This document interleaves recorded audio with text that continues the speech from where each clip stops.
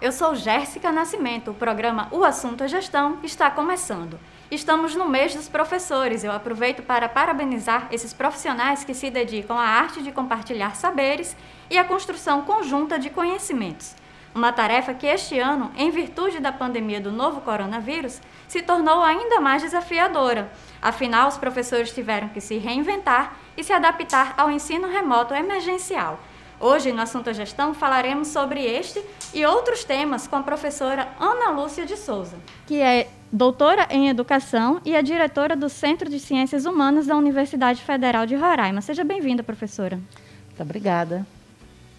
Professora, inicialmente, o Centro de Ciências Humanas da UFRR, ele engloba 3 cursos atualmente, né, que são Ciências Sociais, História e Relações Internacionais. E ainda tem o programa de pós-graduação em Sociedade e Fronteiras e, recentemente, o mestrado profissional em História. Eu gostaria que a gente iniciasse a nossa conversa justamente com uma análise da senhora acerca da importância dos cursos na área de humanas para a nossa universidade, para a sociedade e a educação de forma geral. Então é um prazer estar aqui com vocês, eu agradeço pelo convite. A importância do CCH é imensa. A primeira coisa que eu queria dizer é que a área de ciências humanas dentro de uma universidade, ela é, sem desmerecer nenhuma área, mas ela é o cérebro e ela é o coração. É nesse campo, é nessa área das ciências humanas que se produz aqueles conhecimentos fundamentais para pensar a universidade, para pensar a sociedade, para pensar as relações sociais, relações políticas, relações econômicas. As ciências humanas é muito mais do que os cursos que hoje o nosso CCH engloba, né? Em geral, as ciências humanas ela engloba os cursos de letras, também, além de história, ciências sociais, a antropologia, letras, comunicação social, educação, que geralmente são os cursos que a gente coloca no âmbito das ciências humanas. E uma coisa importante para dizer sobre a importância é que a gente vive no país hoje em que a ciência está sob ataque. E se a ciência está sob ataque, as universidades estão sob ataque. E no campo da ciência, as ciências humanas é que estão sofrendo os maiores ataques pelo pensamento conservador que hoje domina o país e outras partes do mundo. E por que isso? Porque é justamente no campo das ciências humanas que a gente pensa essas relações de forma crítica e que a gente, ao pensar, refletir e analisar essas relações, a gente busca soluções e busca saídas que, em geral, não são as saídas requeridas, digamos assim, pelas posições hegemônicas, pelos poderes hegemônicos, né? Então, esse é um campo, digamos assim, que é considerado perigoso para os poderes, para aqueles que estão no poder, para as elites que estão no poder e que não querem, digamos, um pensamento crítico. E é por isso que o ataque é tão forte hoje em torno das ciências humanas de um modo geral. Então, para concluir, as ciências humanas elas são fundamentais. Pensar uma universidade sem pensar ciências humanas é você pensar, por exemplo, numa formação técnica, mas uma formação técnica que não forma seres humanos para pensar a sociedade e a humanidade, mas para pensar coisas. E nós não somos coisas, nós somos pessoas, né? É verdade. E como eu falei no início do programa, estamos no mês dos professores. E os professores precisaram se adaptar com essa questão da pandemia ao ensino remoto emergencial. Gostaria que a senhora falasse um pouco sobre os desafios e as conquistas, né, nesse período. Os desafios são muitos, né? Eu estava vendo algumas postagens referentes ao Dia dos Professores e as pessoas e algumas delas mostram como o professor é aquele profissional que o tempo todo tem que correr atrás, tem que buscar, tem que estudar mais, tem que se adaptar e, ao mesmo tempo, tem que revolucionar, né? Eu vou falar de conquista. Eu acho que de conquista é o fato de que, de alguma maneira, a gente pode, ao aprender a lidar com essas situações, trazer alguns desses elementos para o ensino presencial, no sentido de potencializar o ensino. Os desafios, entretanto, eles são imensos. Como fazer, por exemplo, com a população carente, que é carente de tudo? Como fazer para trabalhar remotamente com estudantes que não têm equipamentos, que não têm pacote de dados e que não têm ambiência? Porque alguns até conseguem, por exemplo, um celular, né, um acesso à internet, mesmo que não seja lá essas coisas, que em Roraima acesso à internet é uma coisa complicada, vocês sabem disso. Mas não basta isso, você ter ambiência, você está dentro de uma casa cheio de pessoas, cheio de crianças, no mesmo ambiente, como que você vai fazer para estudar, para ler, para entender, para concentrar e para assistir aula e ainda ter que cuidar da casa? E esse desafio é para estudantes e esse desafio é para os professores que estão em casa cuidando dos filhos, que estão em casa tendo que fazer 1000 coisas, né? Sendo donas de casa, sendo mães, sendo esposas, sendo o faz tudo, né? Porque ainda tem essa questão do ponto de vista das relações de gênero, em que, de um modo geral, muitas cargas, muitas coisas caem sobre os ombros da mulher, e ainda assim elas ainda têm que ensinar, isso no caso das professoras. E dos professores também, eu apenas citei essa questão, mas é um desafio para todos nós, né? Então, é difícil, e a gente está lutando. Mais uma vez, a gente está lutando. Mais uma vez, os professores estão na luta. Professores de todos os âmbitos, do ensino superior, do ensino infantil ao ensino superior, né?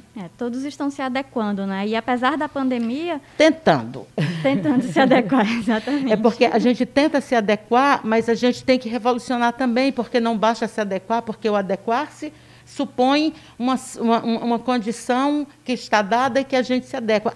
Muitas vezes, a gente tem que ir atrás de produzir essas condições para fazer melhor. E então, é muito mais, né? muito mais do que se adequar, é isso. E apesar da pandemia, o Centro de Ciências Humanas viabilizou a realização das defesas do programa de pós-graduação em Sociedade e Fronteiras, por exemplo, em um esforço conjunto dos docentes e dos discentes também, né? Uhum. Entre os temas que foram defendidos recentemente, tem assuntos muito relevantes, como a relação do trabalho de venezuelanos e haitianos aqui em Boa Vista, e também a educação indígena e a formação social dos jovens Macuxi. Eu gostaria que a senhora nos apresentasse um pouco esses trabalhos e comentasse sobre este olhar que o CCH tem em relação à promoção da melhoria da qualidade de vida, né, das populações amazônicas, falar um pouco sobre essa compreensão das populações no aspecto de formação e desenvolvimento sociocultural. Ok. Então, é importante a gente colocar que o PPG-SOF, assim como o Prof. História, são programas que são do CCH, mas eles são vinculados institucionalmente à Pró-Reitoria de Pesquisa e Pós-Graduação. Então, é preciso dizer que se é verdade que o CCH ele trabalhou no sentido de viabilizar essas questões, foi em parceria com a Pró-Reitoria de Pesquisa e Pós-Graduação. Eu diria que hoje o PPG-SOF ele é um dos programas de pós-graduação mais potentes da universidade, porque no âmbito do PPG-SOF nós estamos estudando as questões da migração, as questões da população indígena, a questão das fronteiras e as diversas questões que envolvem a fronteira norte do país, a questão amazônica com toda a sua complexidade, desde o ponto da questão da questão cultural, da questão ambiental e em todos os aspectos. Então, são temas extremamente potentes, digamos assim.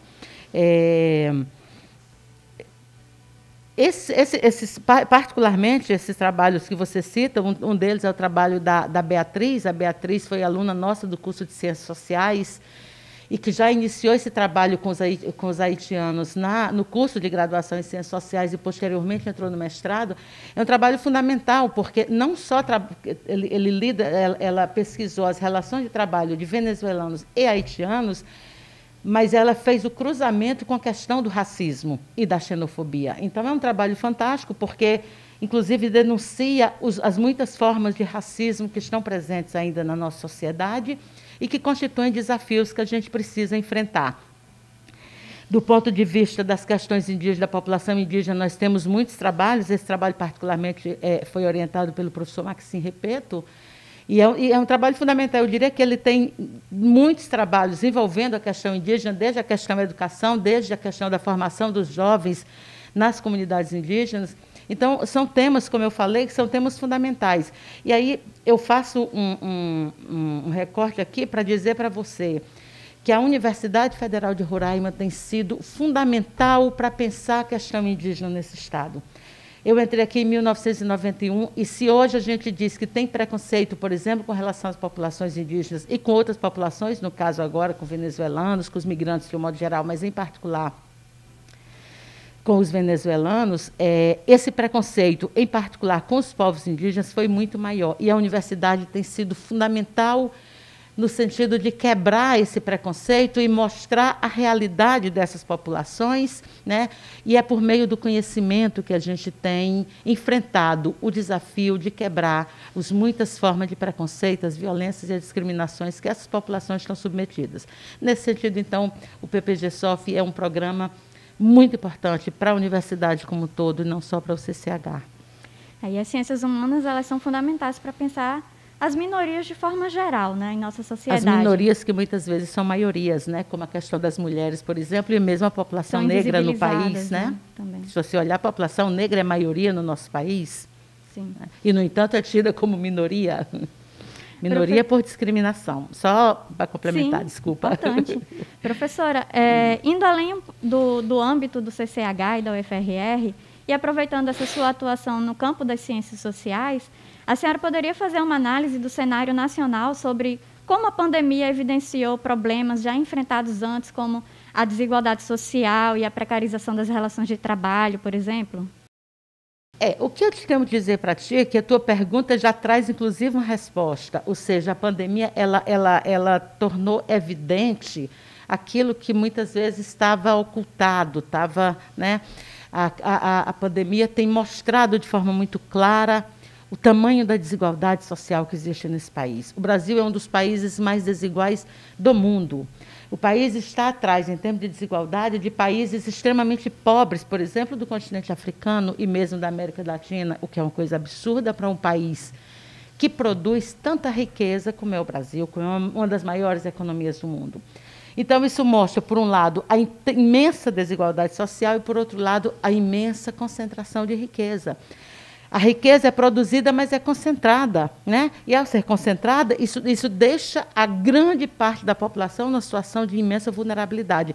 E a pandemia não apenas evidenciou, como ampliou essa desigualdade, como ampliou a vulnerabilidade, as muitas carências que a população brasileira vive, a realidade dessa população, né? Com o desemprego, aumentando o desemprego e ampliando a precarização do trabalho. Hoje, grande parte dos trabalhadores vive em situação extremamente precária, sem leis que lhe protejam, sem condição nenhuma. Se eles ficam doentes, eles ficam sem nada. Eles não têm como sobreviver. Eles têm que trabalhar doentes, em grande parte das vezes, né?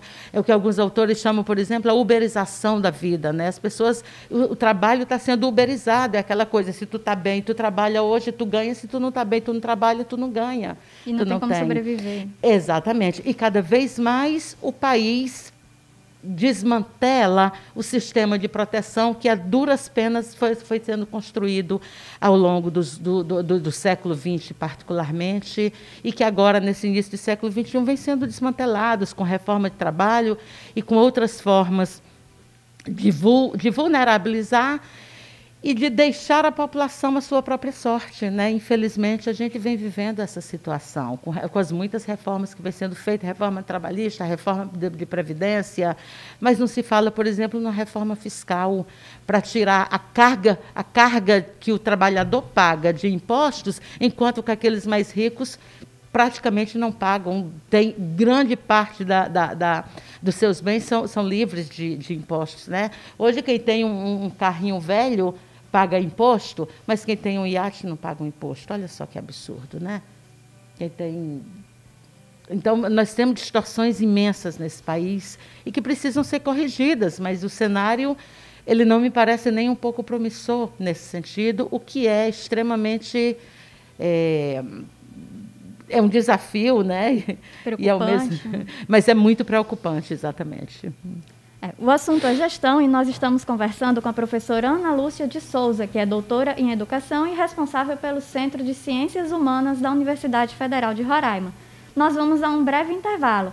Acesse nossas redes sociais, nós estamos no Twitter, no Instagram e no Facebook. Daqui a pouco nós voltamos.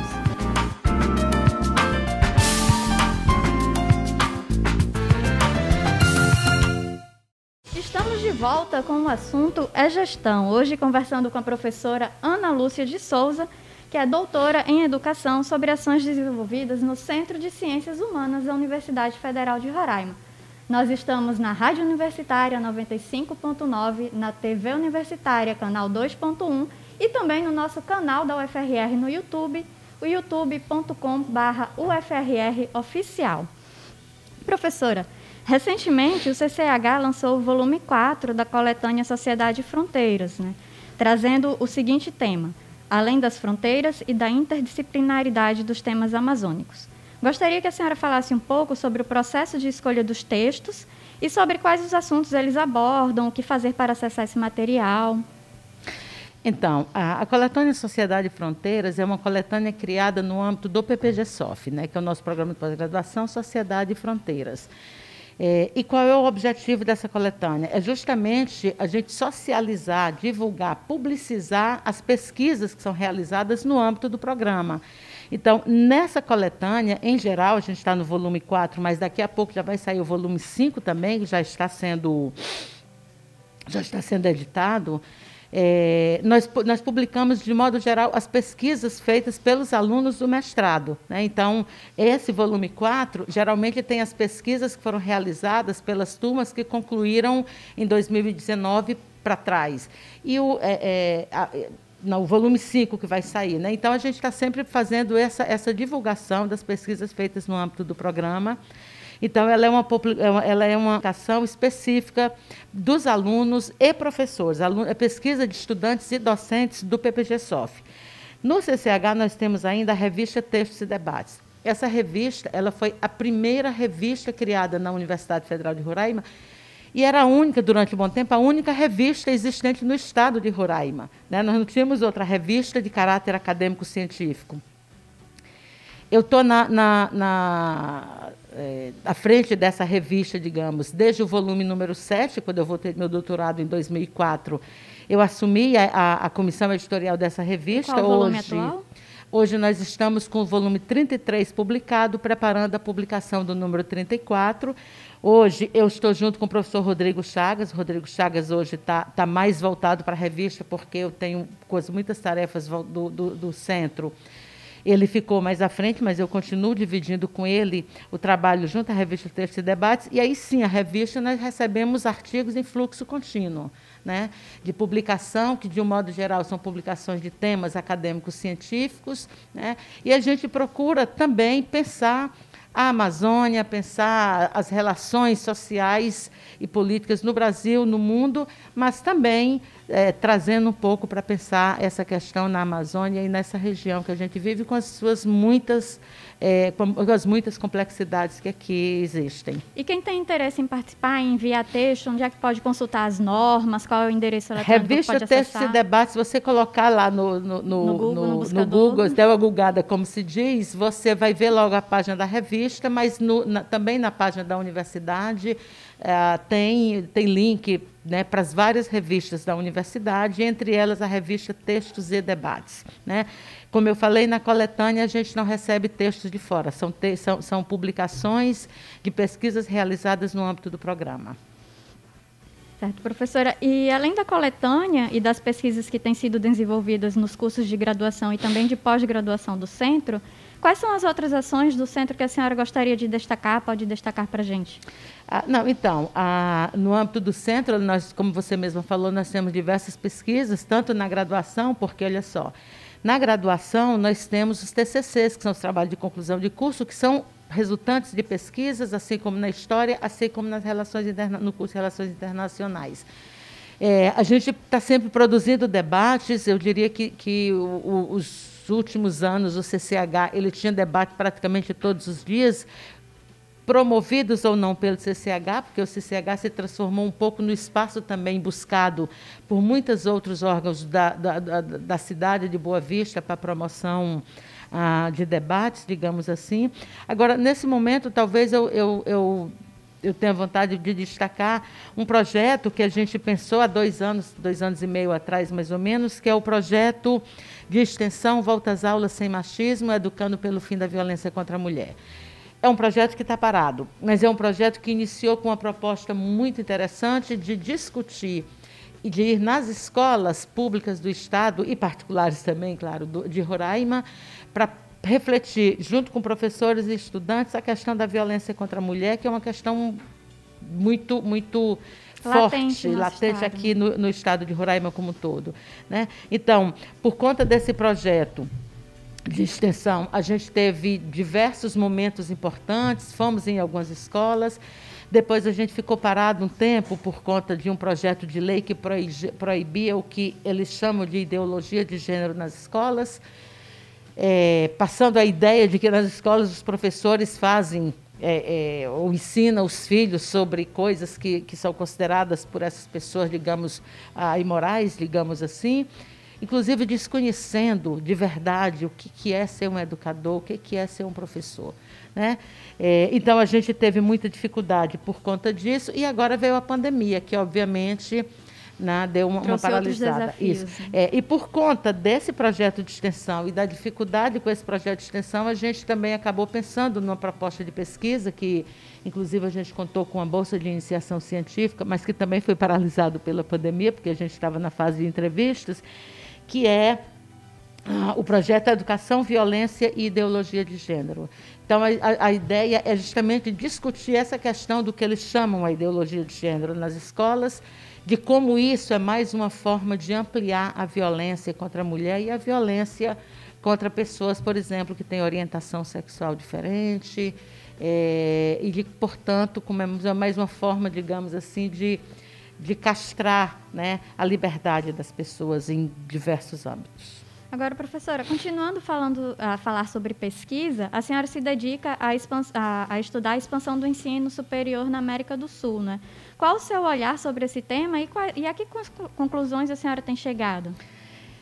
Então, essa pesquisa, que também é uma pesquisa que, em função da minha atividade na direção do centro, ela tá parada, mas ela já tem alguns elementos e é o que eu pretendo continuar, inclusive, em nível de pós-doutorado agora. Ela começou com o meu doutorado, né? O doutorado, eu estudei um pouco a educação e a questão do neoliberalismo no Brasil. E, a partir daí, eu comecei a fazer uma pesquisa sobre como o ensino superior foi se expandindo no Brasil, mas também em diversos países da América do Sul, aliás, em diversos lugares do mundo. Mas essa expansão, ela tinha... digamos, ela estava muito vinculado à questão do mercado, né? do que a gente chama da mercantilização do ensino. E que, de alguma maneira, essa expansão estava ligada às orientações de organismos internacionais, como o Banco Mundial, como o Fundo Monetário Internacional, mas, particularmente, o Banco Mundial, o Unesco, entre outros, né? A antiga OMC, a Organização Mundial do Comércio. Então, a ideia é justamente discutir como cada um desses países, assim como o Brasil, foi mudando a sua legislação e foi criando outras leis no sentido de permitir essa expansão e não apenas permitir a expansão do ensino superior, mas permitir a expansão do ensino superior privado e muitas vezes com recurso público. Então, muitas vezes o público, muitas vezes o Estado, ao invés de investir na educação pública, investindo na educação privada. Então, é um pouco nesse caminho que a gente vai. Eu tenho dados sobre o Brasil, tenho dados sobre a Venezuela, que tem uma relação um pouco diferente com o fenômeno do chamado chavismo, etc., mas que também tivemos um momento lá das ideias neoliberais ter muito espaço e muita força na Venezuela, e um pouco sobre a Guiana, que são os países aqui próximos e que a gente pôde realizar algumas pesquisas.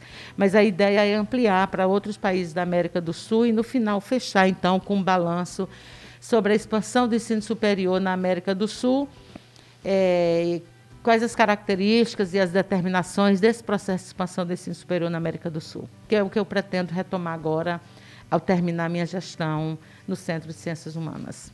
É muito interessante, professora. Parabéns pelo tema da pesquisa. Obrigada. Nós estamos nos encaminhando para o final da nossa entrevista, né? O tempo passa rápido. Eu gostaria de pedir que a senhora enviasse uma mensagem aos professores, né, como mestre e doutora em educação, que a senhora enviasse uma mensagem aos docentes do nosso estado, de forma geral, e também da UFRR, sobre o Dia do Professor, que é comemorado no dia 15 de outubro. Então, Eu acho que essa profissão é uma profissão importantíssima e cada dia menos valorizada no nosso país, o que é uma vergonha absoluta, né?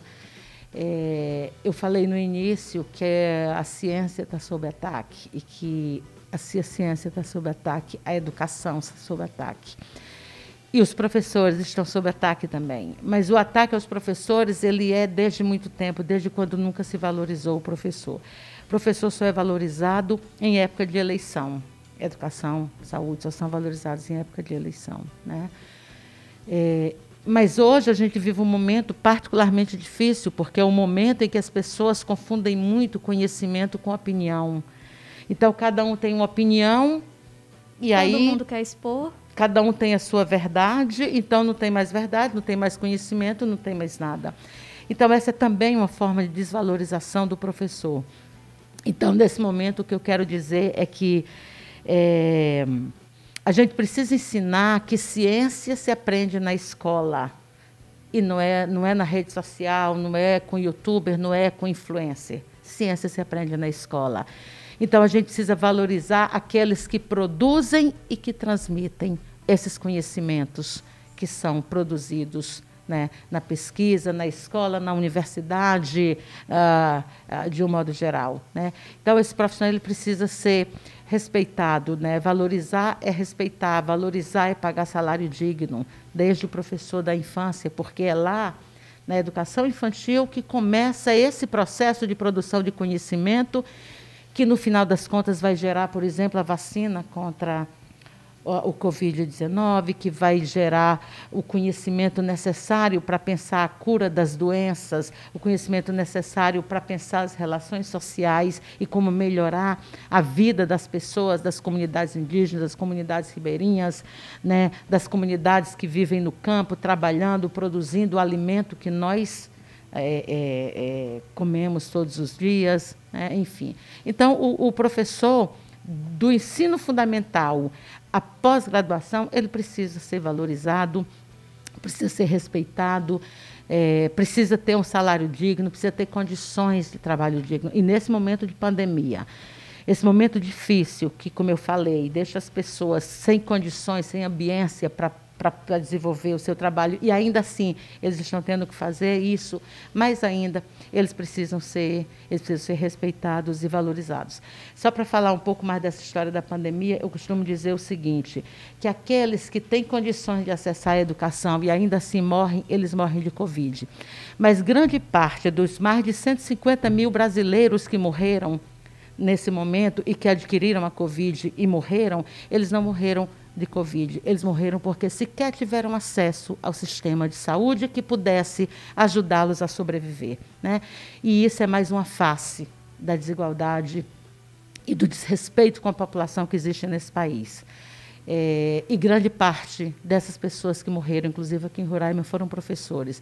Professores que iam lá para levar o trabalho para os seus alunos, professores que tentaram fazer alguma coisa para ajudar os seus alunos e que, nessa história, acabaram sendo vitimados pelo vírus e, portanto, e perdendo a vida nesse processo. Então, respeito, valorização em todos esses aspectos que eu falei para você agora.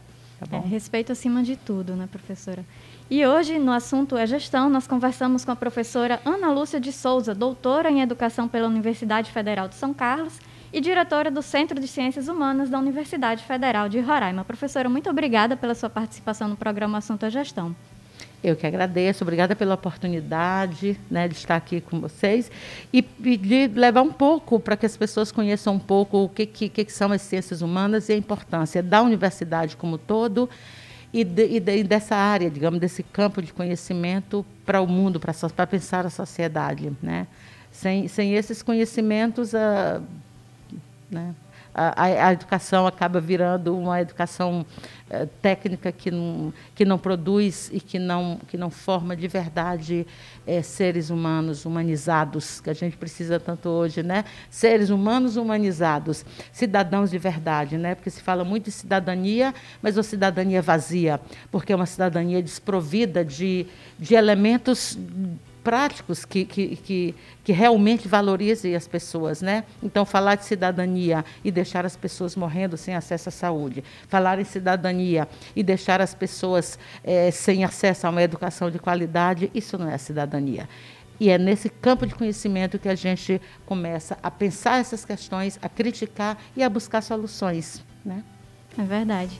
E antes de encerrarmos, é sempre importante lembrar que o coronavírus ainda oferece riscos, então use máscara, proteja-se sempre que possível, lave as mãos, utilize o álcool em gel e mantenha o distanciamento social. Até a próxima edição.